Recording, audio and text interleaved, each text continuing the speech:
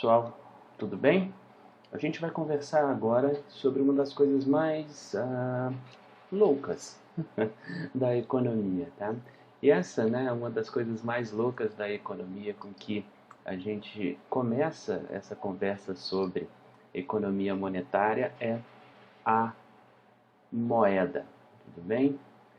A moeda, vou aumentar aqui o tamanho da linha para ficar mais fácil para vocês, mas a moeda, eu costumeiramente chamo de a coisa mais louca da economia, porque, bem, a moeda está o tempo todo, né, em contato com a gente na economia, é alguma coisa que a gente lida, né, na economia desde muito cedo. Para muita gente, né, a moeda é o elemento econômico mais conhecido. Tá? Só que o que é moeda, né? Acho que essa pergunta, toda vez que eu a faço, sempre a gente, de certa forma, busca outros objetos para definir a própria moeda. Por exemplo, o que é moeda? Moeda é dinheiro. Moeda é dinheiro, tá? Não são estritamente a mesma coisa, mas moeda é dinheiro, tá? Moeda é riqueza. Moeda é riqueza, mas casa também é riqueza, né? A moeda, portanto, é meio de troca. Bem, moeda também é meio de troca, né? Só que moeda, o interessante dela, né, por isso que eu gosto de brincar que ela é a coisa mais doida da economia, é que ela é, tá, uma abstração. Tá? Eu prometo não filosofar aqui com vocês. Tá? Então a moeda é abstração, tá? E a moeda é também a coisa super concreta, tá, da economia. A moeda consegue ser essas duas coisas ao mesmo tempo. E ela é. Tá? Primeira pergunta importante para a gente responder quando a gente está falando sobre moeda, né, é o que é moeda? Né? Já dei uma pista para vocês que moeda é uma coisa abstrata, super concreta. Né? Por que eu estou dizendo isso? Tá? Porque a moeda, ela é, em primeira instância, tá, uma unidade de conta.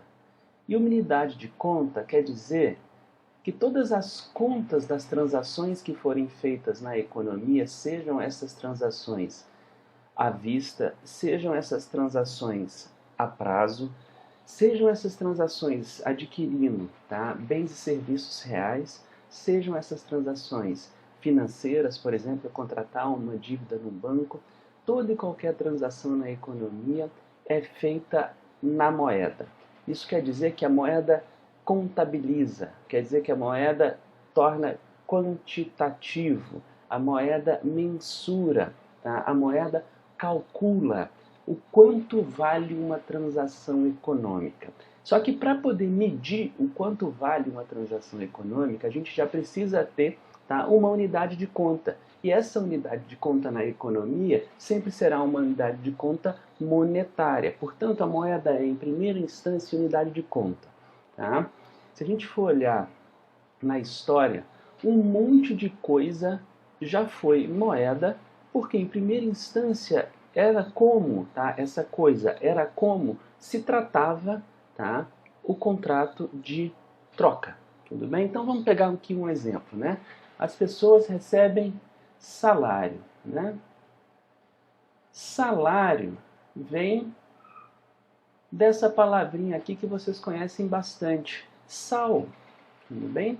E vem de sal porque justamente quer indicar que o contrato de trabalho ali estabelecido, que é um contrato de troca, tá? Uma troca econômica, esse contrato foi estabelecido tendo como unidade de conta do quanto ele valeria sal, tudo bem?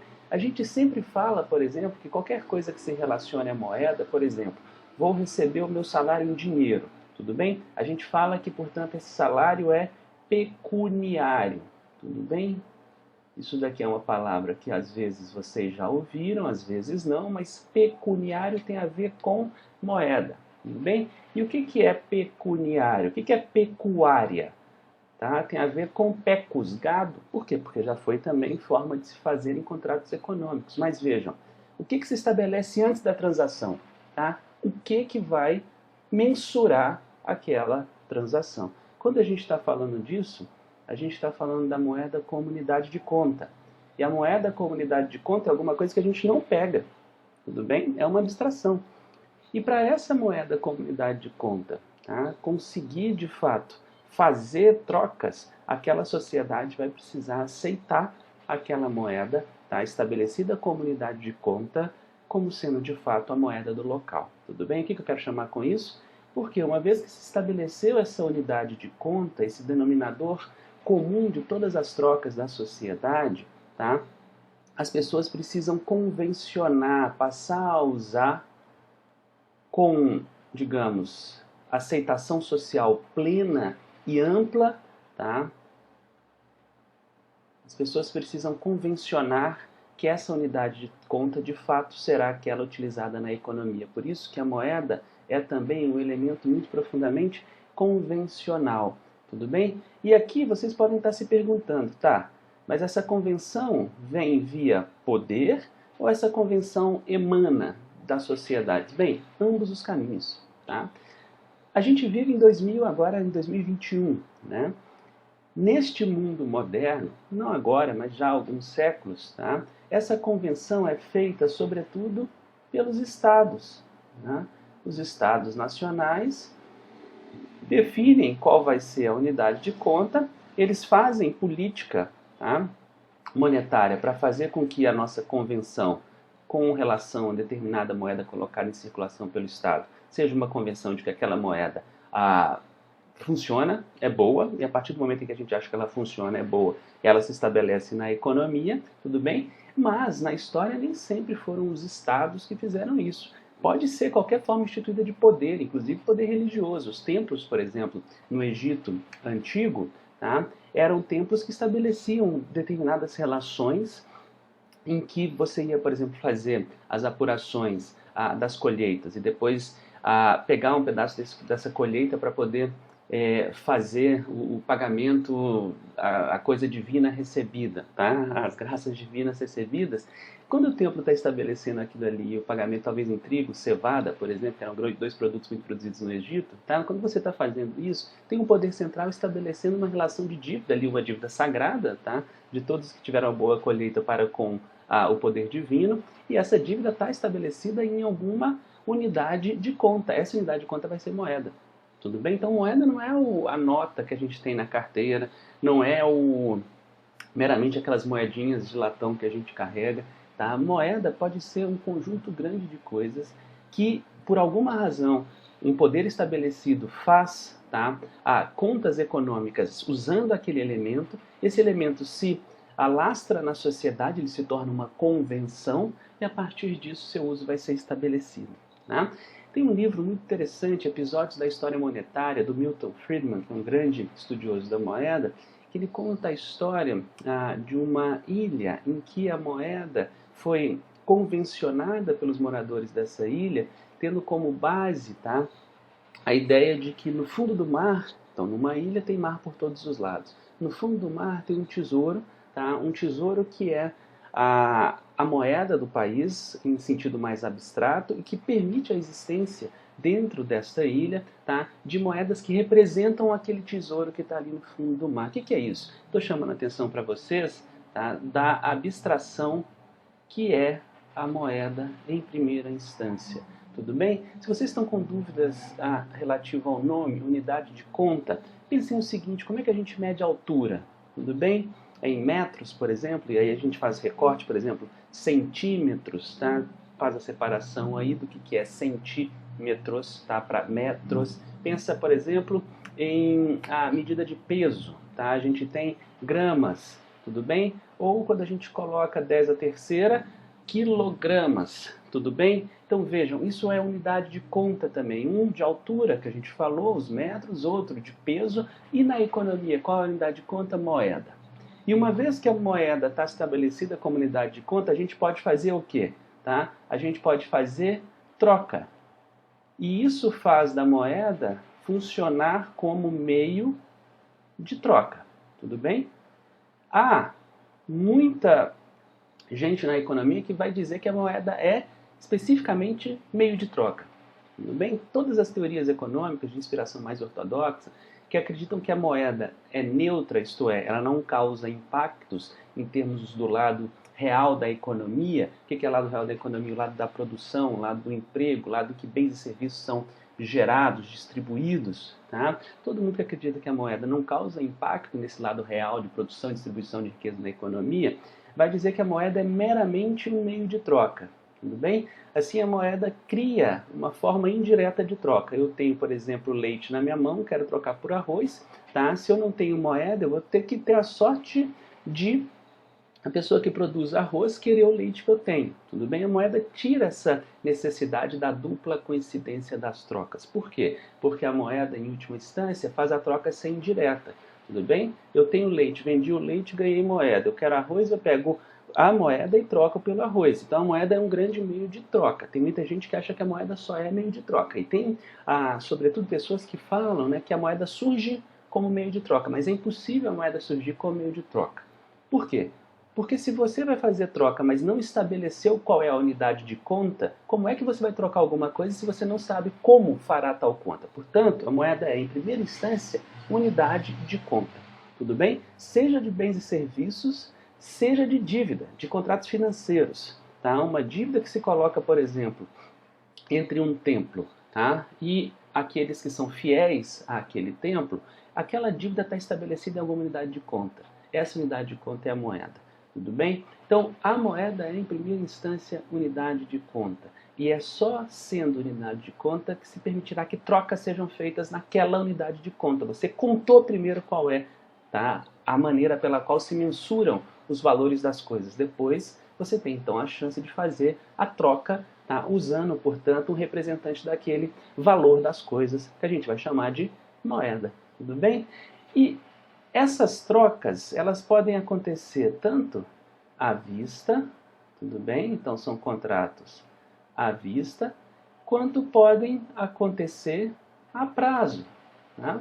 Toda vez que a gente compra alguma coisa, um almoço no self-service e paga, a gente está sanando um contrato à vista. Contrato não precisa ser só de futuro, tudo bem? A gente está sanando um contrato à vista. A gente sana, a gente liquida esse contrato à vista em moeda, bem como o contrato a prazo, vou comprar uma casa em 60 anos, por exemplo, a gente também vai liquidá-lo, tá, o contrato a prazo, em moeda. Dessa forma, percebamos, a moeda começa a ser usada quando? Tá? Tanto no presente quanto no futuro. Tá? E se a moeda é usada tanto no presente quanto no futuro, tudo bem? A moeda vai tendo uma capacidade de realizar trocas ao longo do tempo. E na medida em que a moeda for tendo capacidade de realizar trocas ao longo do tempo, se eu tenho moeda hoje e tenho moeda neste passar do tempo, a moeda está reservando o meu poder de compra. Se a moeda está reservando o meu poder de compra, a moeda está reservando, portanto, a minha riqueza, o valor que eu consegui de alguma forma somar e é meu. Tudo bem? Isso faz da moeda ser o quê? A terceira função dela.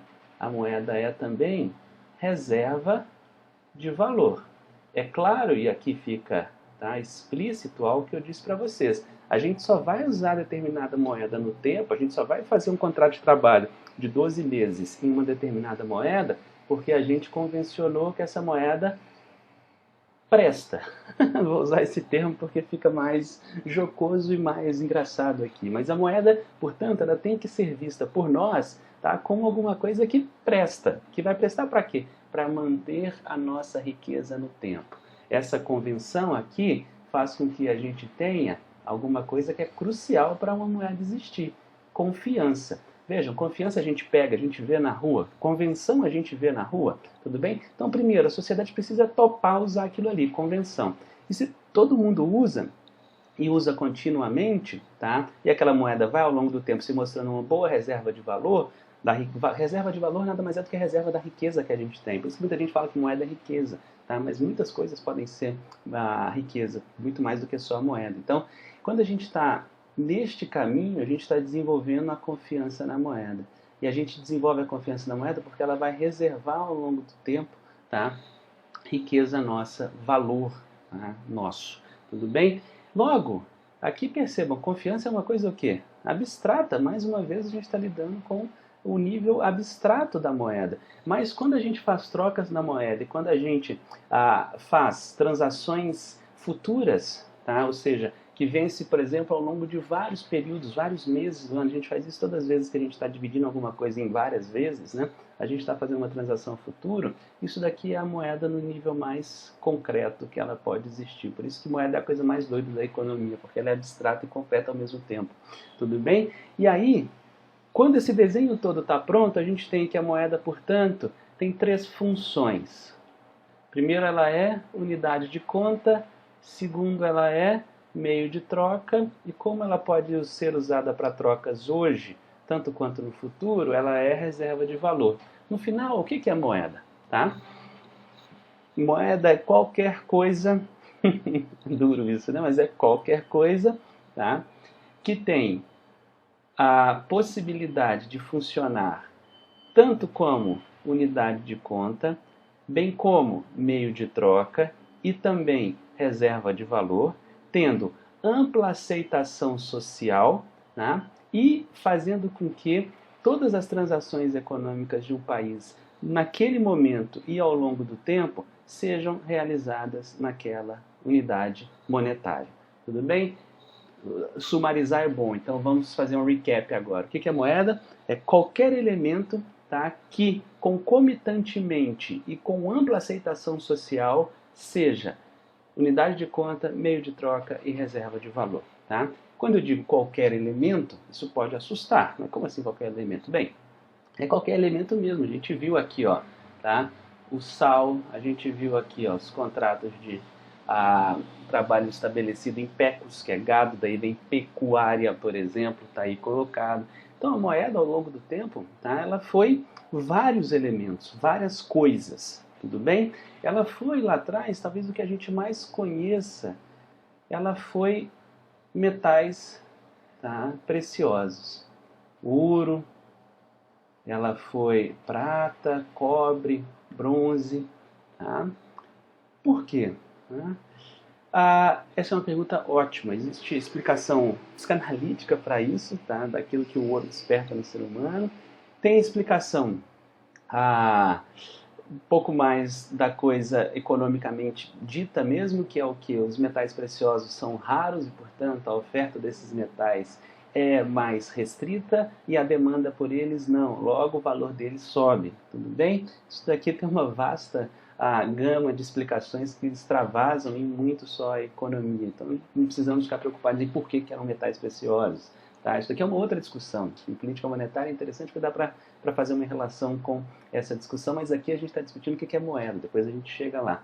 Tudo bem? Depois de um tempo, né, esses metais preciosos, eles foram, bem, imagina, né, a dificuldade de você ficar carregando moedas de ouro, tá? O peso de você ficar carregando moedas de ouro, você ter dificuldade em tirar ali, ó, pedacinhos da moeda de ouro, porque a moeda precisa ser divisível, a gente tem que ter múltiplos e submúltiplos, né? Então, imagina você ter uma moeda de ouro na mão, como é que você vai tirar um pedacinho para pagar 30 centavos? Bem, é difícil, né? Pouco divisível. A moeda de ouro, por exemplo, ou de prata, ela vai se desgastando com o tempo, então ela tem um custo, porque quando vai desgastando, ela vai perdendo valor. Quando a moeda traz em si o metal que é o representante da riqueza, né? Ou seja, ao longo do tempo, os metais preciosos foram sendo deixados nos bancos, né? E o que passou a se usar foi um negócio chamado moeda-papel. Moeda-papel nada mais é do que tipo um cheque, sabe? Talvez vocês que são mais novos não sabem nem direito o que é cheque, mas eu já estou aqui na casa dos 30 e tantos, já sei, vi muito cheque lá atrás quando eu era mais jovem.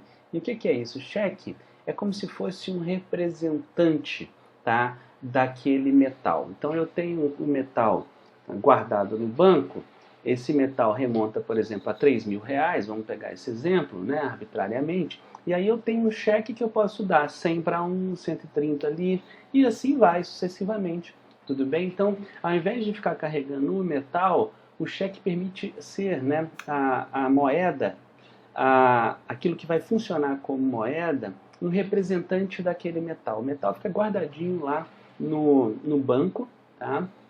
E, nesse sentido, o que vai circular de fato é só o representante desse metal, é a moeda papel.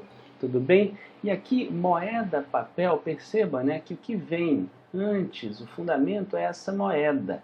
E o que é a lógica dessa moeda vir antes? É porque ela está representando um determinado conjunto de metais, e esse papel aqui, ó, tá, é o que de fato circula para facilitar toda a realização das trocas, tá, no mundo em que a moeda ainda é lastreada em metais, tudo bem? Agora, isso daqui acaba. A gente vive hoje, viremos para cá, ó, a gente vive hoje no mundo do papel moeda, né? E isso daqui é para inverter e também indicar que a moeda hoje em dia ela não tem lastro nenhum, tá? Ela não tem lastro absolutamente nenhum, tudo bem?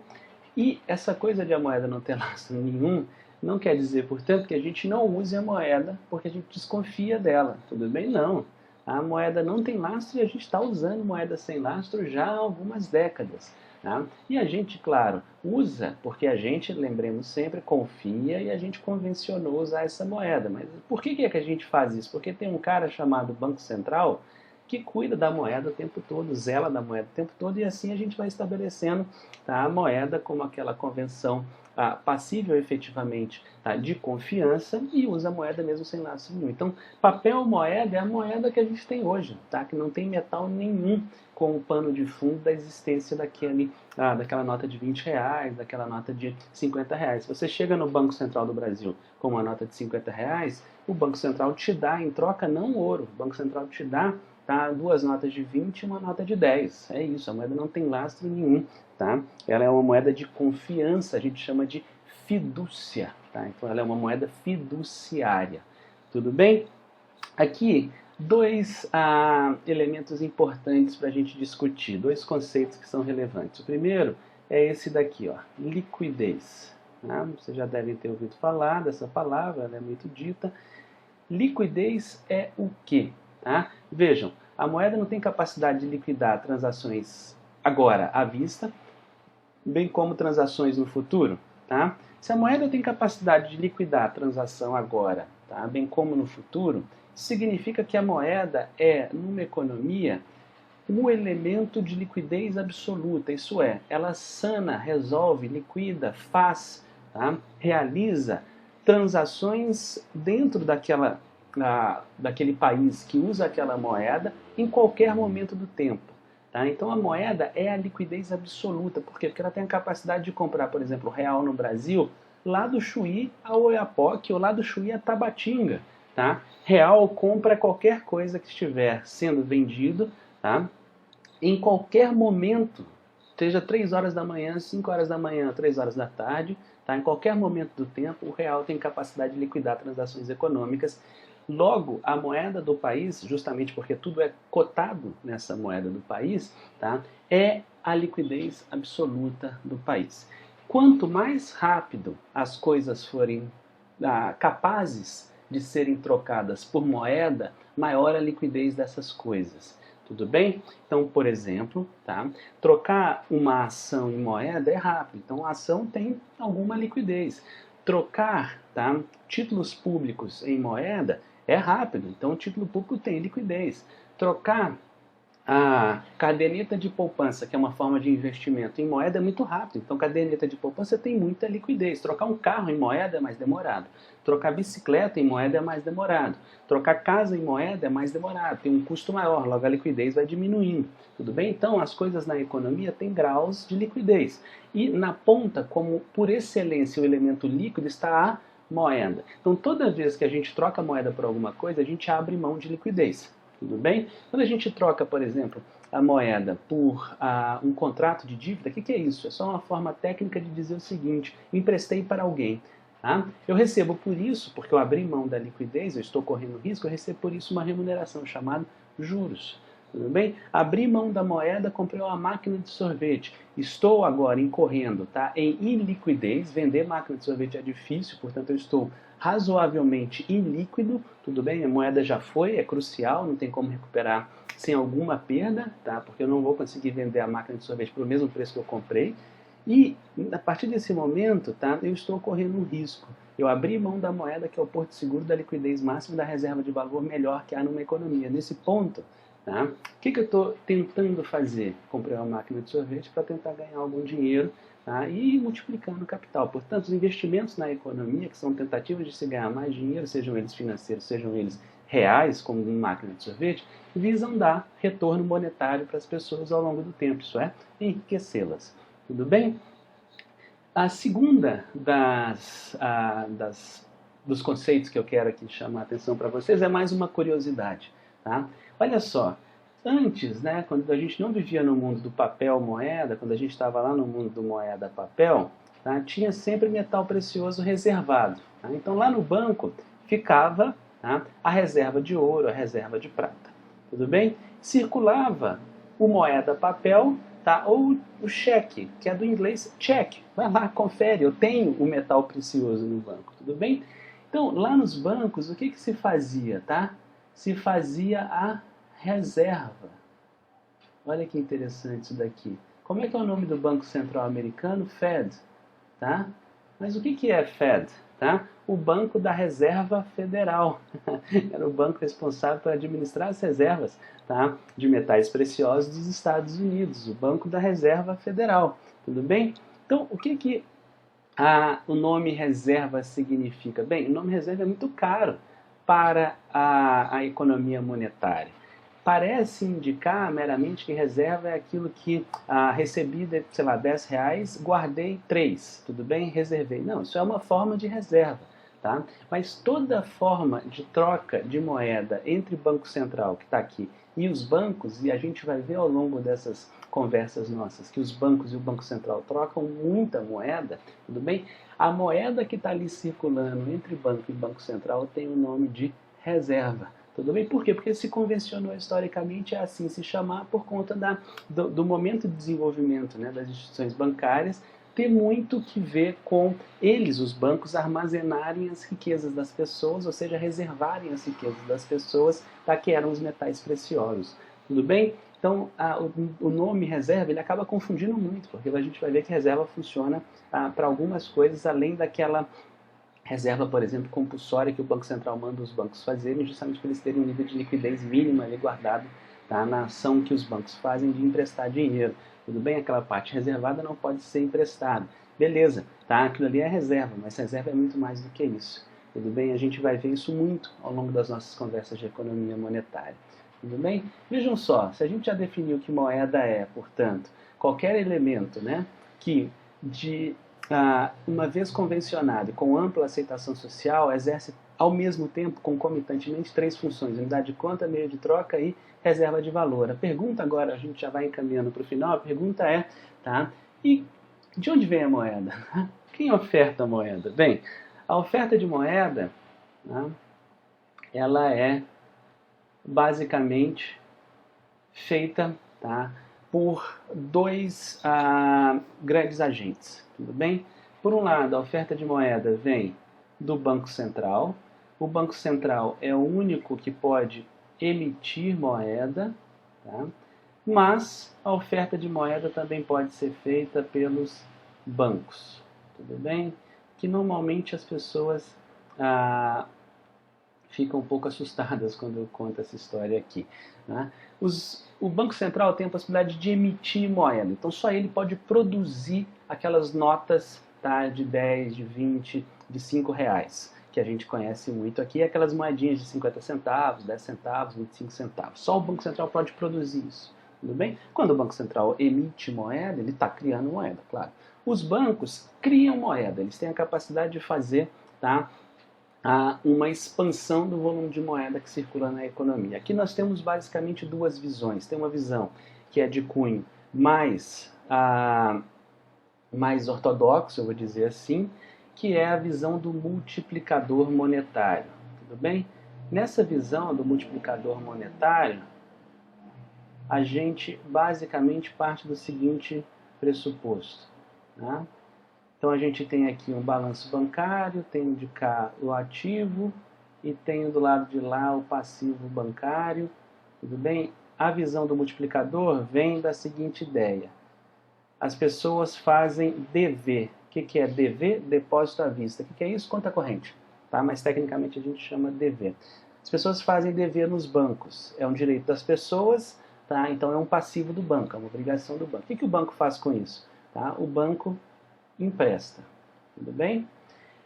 O banco também pode reservar uma parte disso. Tá? Então aqui a gente pode colocar também que o banco reserva. O banco pode fazer uma reserva por ele mesmo, reserva voluntária. O banco pode fazer uma reserva mandada pelo Banco Central, reserva compulsória. Tudo bem?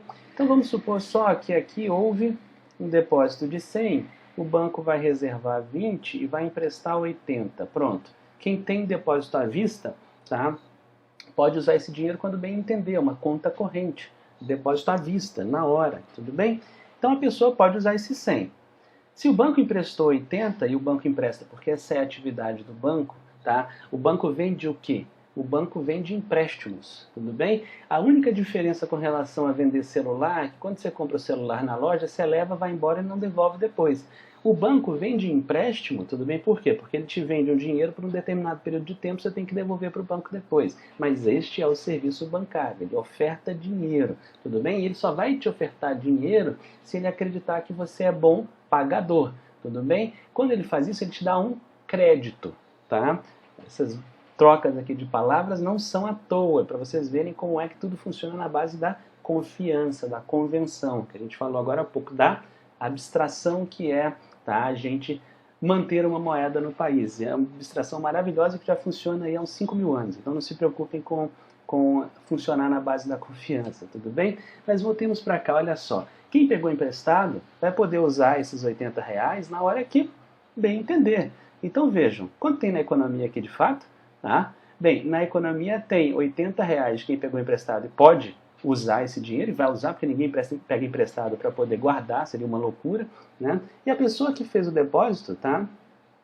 Também pode usar o recurso. Logo, quanto há de moeda nessa economia? 180. Tá? Mas quanto foi o depósito à vista que entrou mesmo? 100. Ou seja, já teve uma multiplicação aqui, vai acontecer isso, tá? Sequencialmente. Tudo bem? Sempre, por exemplo, aí eu peguei emprestado aqui, ó, e fiz um pagamento que foi na forma de quê? Depósito à vista, tudo bem? Então é como se o banco recebesse mais 80, tá? Ele vai pegar desses 80 e vai emprestar 80% disso, 64, depois vai manter 16, tá? 20% disso reservado. E aí a moeda está multiplicando. Mas o que é o importante aqui quando a gente está falando dessa criação de moeda? Bem, é que na visão do multiplicador, tudo começa com um depósito, tá, que o banco recebe. Existe, tá, uma outra perspectiva que é muito cara à teoria pós-keynesiana, tá, que vai falar dessa criação bancária de moeda como sendo um mero ato de ação bancária. Tudo bem? Nessa perspectiva, que a gente chama de perspectiva da moeda endógena, já explico o porquê do nome, agora congelemos isso daqui. Nessa perspectiva, vejam, o banco cria moeda sem receber depósito. O banco cria moeda, né, pela sua ação, pela capacidade que ele tem de fazer empréstimo. Então vamos ver aqui, ó, o banco vai emprestar os mesmos 100, tudo bem? Ele não vai fazer reserva, tá? Só para facilitar. Quando ele empresta, ele passa para a pessoa que pega o empréstimo na forma de quê? De um depósito à vista na conta dessa pessoa. Esse depósito vai ser igual a quanto? 100, tudo bem? O mero ato do empréstimo bancário, tá, já é criador de depósito à vista. O depósito à vista, a pessoa pega esse recurso para quê? Para comprar. Então está criando o quê? Poder de compra. Tá? Isso daqui é a moeda crédito. Tá? O nome disso daqui é a moeda crédito. Toda essa moeda, seja esses 80 do multiplicador da visão mais ortodoxa, seja, tá, na visão pós-keynesiana, esse 100 criado aqui out of the blue, tudo bem? Eles são moeda escritural contábil, porque vejam, isso aqui é um balanço patrimonial, moeda escritural, contábil ou moeda bancária, tudo bem? Fábio, mas espera aí, aqui esse 100, tudo bem, saiu na economia. Quem é que deu a notinha? Quem é que deu a notinha foi o Banco Central que emitiu isso daqui. Ele emitiu o correspondente a esse 100 Ah, pode ser que sim, pode ser que não. Se vocês já estiverem rodando na economia, estiverem parado em alguma conta, algum lugar no banco, o banco simplesmente pegou o que ele antes recebeu e passa para o cliente. Se for necessário o Banco Central emitir, o banco vai lá, bate na porta do Banco Central e fala, me dá aqui 100, estou precisando, o Banco Central vai passar. Tá? Por quê? Porque os bancos são, em última instância, a forma mais fácil que o Banco Central, no mundo inteiro, encontrou de fazer com que o serviço do Banco Central, que é colocar e cuidar da moeda de circulação, chegue nas pessoas. Imagina se o Banco Central sozinho fosse, tá, abrir agências no Brasil inteiro, nesse tamanho de país, né? Nesse país populoso, desigual. Se ele tivesse que abrir sozinho um banco para fazer moeda chegar em tudo quanto é lugar, tá? Ele não conseguiria fazer. Então, entre aspas, o banco é como se fosse um concessionário do Banco Central nos serviços financeiros. Não por menos, o Banco Central cuida do sistema bancário. Tudo bem? O que é isso daqui de moeda endógena? Vejam, o que o banco faz? A ação do banco, tá, é vender empréstimo. Então, é da endogênese. O que é genia, endogenia? Isso daqui vem de onde? Gene, é da genética, tá, do sistema bancário criar moeda. Então, a moeda está dentro da economia, ela funciona, tá, a partir da perspectiva de os bancos, nas suas operações normais, naturais, do dia a dia, criarem moeda, porque faz parte do DNA deles, do gene deles, tá? Emprestar, e quando eles emprestam, eles estão criando moeda. Então aqui a moeda é vista como endógena. Todo mundo que enxerga que a moeda só vem como uma ação do Banco Central, tá, entende que a moeda é exógena. Aqui no mundo, tá, do multiplicador, por exemplo, isso daqui é muito caro, a perspectiva do ISLM, tá? E hoje em dia já muito aceito. Aqui a moeda mais ou menos ela é híbrida. Por quê? Porque quando você coloca a moeda na economia, ela é exógena. Mas se você tem capacidade de ir multiplicando aquele valor, o banco está tendo, tá, uma ação de criar a moeda também. Me lembro muito do meu orientador de pós-doutorado que falava, olha, a moeda continua sendo exógena, mas lá no resíduo ela pode ser mais endógena na teoria do multiplicador. O que é moeda exógena? Bem, o Banco Central é um agente de dentro da economia, natural na economia, ele surge de bens e serviços ofertados na economia? Não, tudo bem?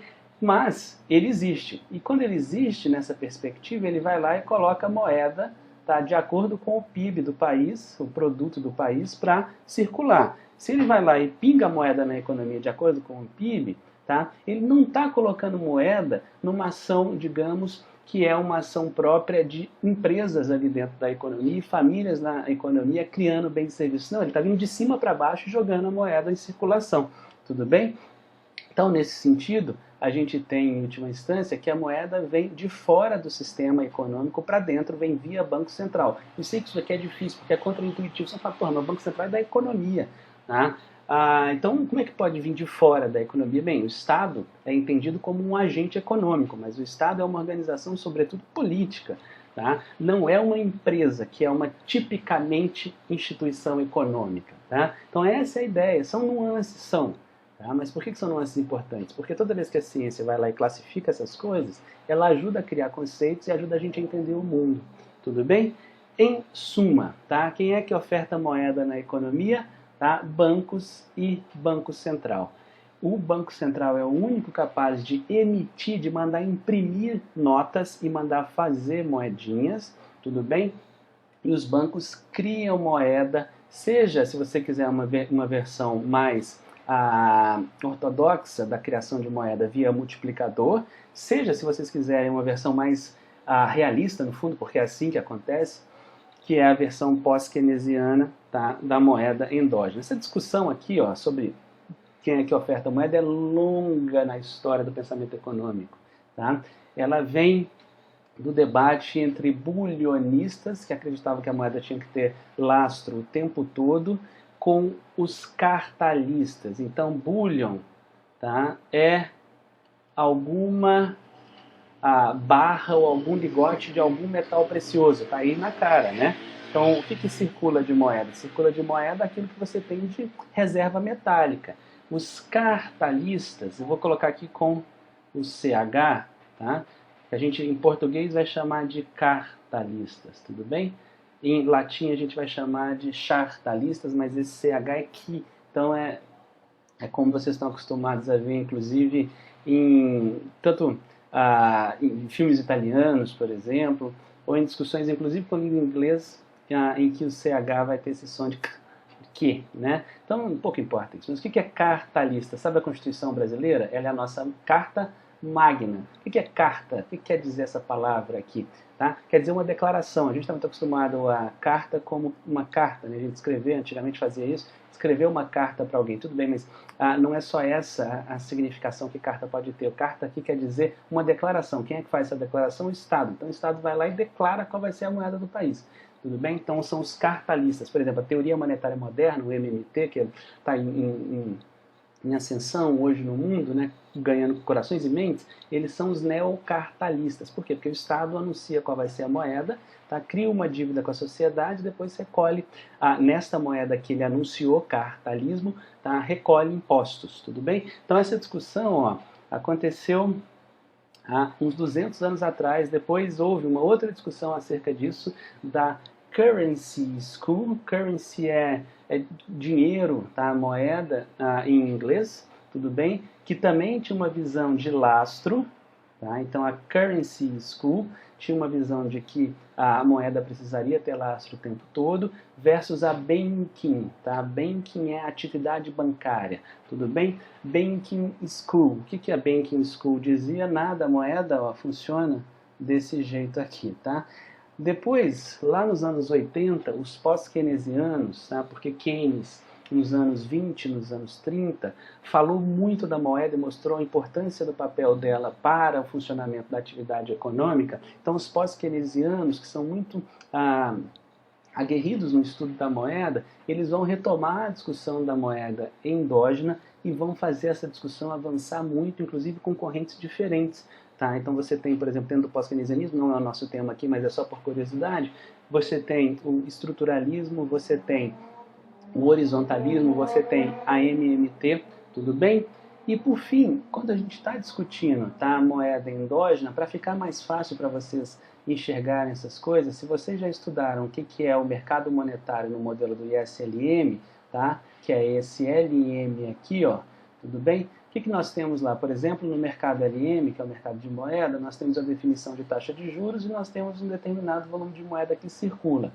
A gente tem uma demanda por moeda, está aqui estabelecida, ela é negativamente relacionada com a taxa de juros, maior taxa de juros, menos moeda eu quero na mão, é isso que está dizendo, mas tudo que eu estou falando aqui é para dizer para vocês o seguinte: a oferta de moeda é feita de forma exógena. O Banco Central, tá, na versão mais simples do ISLM, o Banco Central vai lá e coloca a quantidade de moeda que ele quer em circulação. Logo, vejam que interessante, a moeda é exógena e aí é uma reta vertical. Isso quer dizer o seguinte: o Banco Central tem o poder de ir lá e colocar o quanto de moeda que ele quiser. Então, essa perspectiva aqui é chamada de verticalismo. Por quê? Porque o Banco Central exogenamente coloca a moeda na economia e coloca uma determinada quantidade que ele deseja. Ponto. Tá?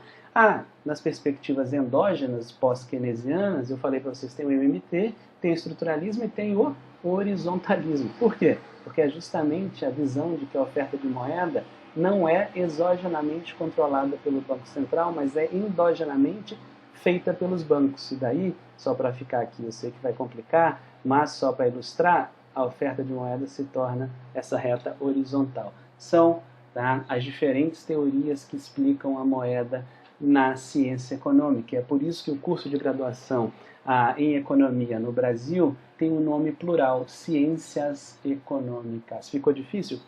Volta, vocês têm essa chance. Tá? O bom da aula via vídeo é isso, vocês podem parar, voltar, começar de novo e entender esses nuances. Mas isso daqui, fiquem tranquilos, é curiosidade. Tá? Ao longo do tempo essas coisas vão ser mais apresentadas. Portanto, por fim aqui, quero dizer para vocês que Banco Central, tá, e bancos formam aquilo que a gente chama de sistema monetário de um país. Eles são responsáveis pela oferta de moeda, tá, no país. Diz para vocês que eles trocam moeda, e quando eles trocarem moeda a gente vai chamar que eles estão trocando reservas. Tudo bem? Como é que eles trocam moedas? Bem, a gente vai ver isso muito ao longo desse curso, sobretudo quando a gente chegar na parte de política monetária. Mas a próxima aula já fala também, tá, da relação entre bancos e Banco Central, na troca de moeda que eles fazem. Como é que eles chamam? Reserva. É só essa reserva aqui, ó, é só reserva compulsória que o Banco Central manda o banco fazer? Não. São várias as trocas, tá? E todas essas trocas serão trocas de reserva. Tudo bem? Lembre-se sempre, tá? Eu sei que parece estranho, mas tem muita coisa que de fato parece estranho, mas com o tempo a gente se habitua, tá? Os bancos são como se fossem concessionários, tá? De oferta de moeda num país do Banco Central, tal qual uma concessionária de carro para com a montadora. A concessionária de carro não monta o carro, mas recebe uma autorização da montadora para vender. Por quê? Porque seria muito mais difícil, tá, para a montadora produzir, distribuir e vender o carro e cuidar de todas as concessionárias, as lojas que vendem carro no Brasil. Tudo bem? Logo, bancos e Banco Central têm essa mesma ideia. É muito mais difícil para o Banco Central fazer isso, então deixa os agentes privados fazerem. Tudo bem? E o Banco Central regula a operação. Tudo bem? Então isso daqui é o sistema monetário. Economia monetária depende muito da compreensão desse sistema monetário. Tudo bem? Por fim, para a gente terminar, tá? Conceitos que são relevantes aqui para vocês, tudo bem? São 3 conceitos que vão dar conta de... Tá, deixa isso daqui. Vou por outro caminho. Vamos lá, vou mudar a página aqui, tá? 3 conceitos, alguns conceitos que são relevantes para que a gente compreenda em síntese o que é a moeda na prática hoje. Tudo bem? Vejam, a gente tem, tá, como moeda na prática de um país, né, notas, cédulas que estão em circulação, mais as moedinhas que estão em circulação, é o papel moeda, tudo bem? Que é aquele colocado em circulação pelo Banco Central, que a gente chama tecnicamente de papel moeda em poder do público, PMPP. Tá? Quanto mais analógica for uma economia, quanto mais digital for uma economia, mais a gente vai usar moeda eletrônica, tá? Quanto mais analógica for uma economia, estou brincando, analógica é um termo ruim, mas por exemplo, o Brasil, que é um país muito desigual, 50% da moeda que a gente usa no país é esse PMPP aqui, ó, papel moeda em poder do público, tá? Então isso daqui é a coisa tangível, física, aquilo que a gente encosta, tudo bem? Só que os bancos também ofertam moeda, né? Os bancos ofertam moeda e os bancos ofertam moeda com DV, depósito à vista, tá? Que no jargão popular a gente chama de conta corrente, tudo bem? Isso daqui é a moeda bancária, é a moeda escritural, mas é também, vamos supor que o Banco Central fizesse isso, ele não faz, mas vamos supor que ele me pagasse em dinheiro, porque eu sou funcionário público, tá? E aí eu pego o meu dinheiro e coloco numa conta corrente, tudo bem? Ele já paga direto na conta corrente, o Banco Central faz assim, tá? Não é o Banco Central, o Tesouro Nacional, tudo bem? Então, esqueçam que eu falei, o Banco Central faz isso, não, quem faz isso é o Tesouro Nacional, ele faz um depósito à vista, tudo bem? Com dinheiro do Banco Central, não é com dinheiro do Banco Central. Tá? Ele faz isso com impostos que ele arrecada. O Banco Central no Brasil não pode financiar o Tesouro Nacional. Tudo bem? Então, mas o dinheiro pode entrar em circulação com o Banco Central fazendo depósito à vista também. Tudo bem? Não tem problema isso aqui. O que eu quero que vocês entendam, sobretudo, vou até apagar isso daqui para evitar confusão. Tá? O que eu quero que vocês entendam, sobretudo, é que moeda do país, tá, é o papel moeda em poder do público mais o depósito à vista. Isso daqui, ó, depósito à vista, agora com o mundo informatizado, com esse mundo conectado, esse depósito à vista tem um monte de faceta, tudo bem? A gente tem dinheiro em cartão de alimentação, a gente tem dinheiro em carteira eletrônica, a gente tem conta corrente, tudo bem? A gente cria lá uns nomes de conta diferentes para parecer que são coisas diferentes, mas não são, tipo, conta de investimento com liquidez imediata. Isso é quase depósito à vista. Então, entender assim, a moeda é muito mais, tá, concretamente do que as notas, tá, e as moedinhas de 10 centavos, 25 centavos. A moeda é a junção do papel moeda e poder do público, que são essas cédulas e essas moedinhas, tá, e dos depósitos à vista, ou seja, tudo aquilo que não tem, tá, de certa forma, remuneração nenhuma, mas me permite fazer contratos à vista, ou seja, me permite ir no restaurante, comer alguma coisa e pagar de imediato. Tá? Isso é a moeda do país. Isso daqui, tá, a gente também vai chamar de agregado monetário ou de meio de pagamento. Tá? Esse meio de pagamento moeda, vejam, o nome, né, já dá conta muito bem do que a gente está falando. Qualquer coisa que consegue realizar transações é moeda de alguma forma, tudo bem? Esse papel moeda em poder do público mais depósito à vista é aquilo que a gente chama de meio de pagamento 1. Por quê? Porque é o meio de pagamento com a liquidez absoluta de um país, a liquidez máxima de um país. Tudo bem? Então, a moeda de fato do país vai ser a junção das cédulas da moedinha, que a gente chama de dinheiro, e tá certo, porque moeda é uma coisa um pouco mais ampla, tá? Dinheiro é a coisa mais em específico. Tudo isso decorre, tá? Do mundo romano, em que a gente tinha a deusa, tá? Juno Moneta, que era uma deusa muito responsável por fiscalizar e aconselhar as ações estatais, e a moeda era cunhada nos seus templos lá na Roma Antiga. Tudo bem? Por isso que a gente pega o nome moneta para moeda, money em inglês se quiser, tá? E isso daqui dá conta, portanto, de moeda ser um pouquinho mais amplo do que dinheiro, tá? Dinheiro era uma moeda de prata no valor de 10, vem de denários, que também vem, por exemplo, a palavra dezena, e também vem a palavra dízimo. Tudo bem? Tem uma raiz comum nesse sentido. E o denário era uma moeda de prata de 10 unidades, tudo bem? De 10 asses, tudo bem? 10 tudo bem? Vem lá do baralho, o as, que é tá? Só para fazer aqui uma relação. Então, o dinheiro era essa coisa mais específica, tá? É a coisa mais concreta, e a moeda é a coisa mais geral. Isso é só curiosidade histórica. Na prática, a moeda de um país vai ser o quê? Papel, moeda em poder do público, mais o depósito à vista, mas essa é a moeda de liquidez absoluta. Tudo bem? A gente tem coisas que são rapidamente conversíveis em moeda. Essas coisas que são rapidamente conversíveis em moeda, elas também possuem liquidez, não possuem a liquidez absoluta que a moeda tem, mas são muito rapidamente conversíveis em moeda. Nós chamamos essas coisas de agregados monetários ou meios de pagamento, e eles são hierarquizados em relação à moeda. Se a moeda é M1, tá? A gente vai ter alguns outros agregados monetários, que são, tá? Aqui eu coloquei para vocês já, que são o M2, o M3 e o M4, que possuem, tá? Ativos financeiros, a gente já conversou sobre isso, ativos financeiros são muito rapidamente conversíveis em moeda, tá? E esses ativos financeiros, eles, por exemplo, podem ser depósitos especiais remunerados, caderneta de poupança, títulos emitidos por bancos, tudo bem? Vejam, isso daqui tudo, tá? São contratos de dívida, né? Então esses contratos de dívida, por exemplo, um CDB, eu passei dinheiro para o banco, tá? O banco me deu uma dívida em CDB.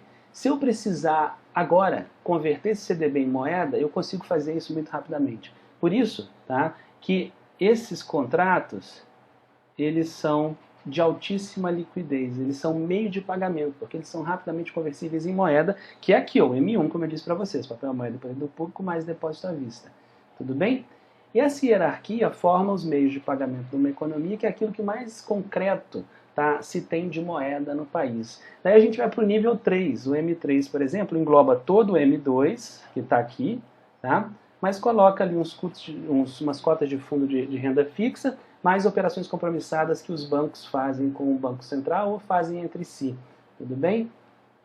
Então, isso daqui, qual que é a lógica do que está por trás? Às vezes vocês estão tentando entender o que é um instrumento ativo, esse nome aqui. Preocupem menos com isso, ou fazem um Google aí, ou vão aqui no próprio glossário do Banco Central e entendam essas coisas, é legal. O que me importa aqui é explicar para vocês a liquidez, tá, de diversos ativos financeiros que fazem com que eles sejam, em última instância, tá, muito próximos da moeda, a ponto de nós os chamarmos de agregados monetários ou meios de pagamento, tudo bem? Por fim, a gente tem o M4, tá, que engloba todo o M3, mais os títulos públicos de alta liquidez, que são basicamente quase todos, é toda a dívida mobiliária federal, tá, que tem mercado organizado a nível secundário. O que é isso? Sabe, agora há pouco falei da montadora e da concessionária, né? Mas existem revendas de carro. Revenda de carro já dá indicação de que foi alguém que já comprou, ou seja, já houve uma venda antes e está querendo revender agora. A revenda é um mercado secundário, que a gente chama, tá? A OLX, aquele site, é um imenso mercado secundário, de segunda mão, Tá?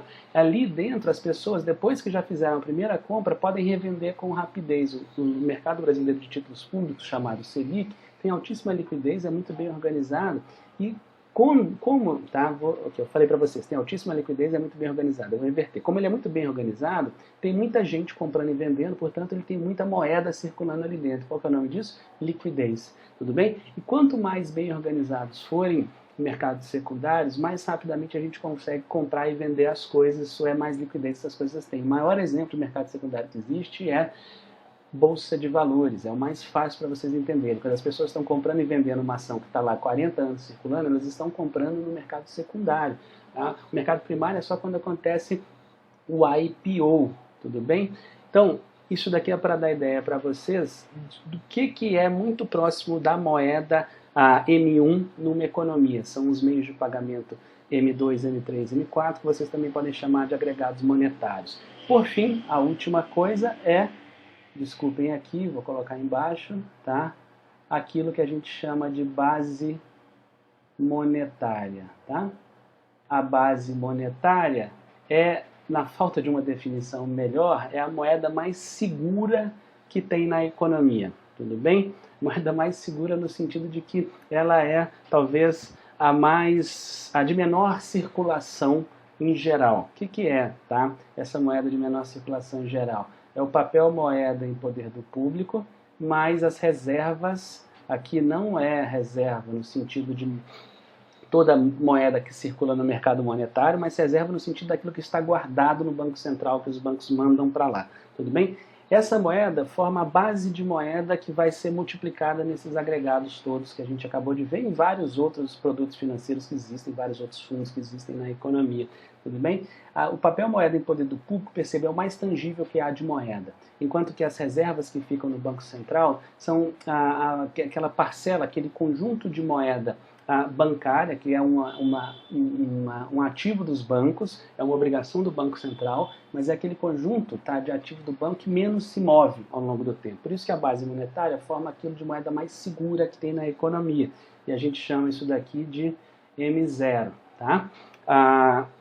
Percebam, é M0 porque justamente vai dar origem às moedas que estão, de certa forma, circulando na economia, M1, M2, M3, M4. Beleza?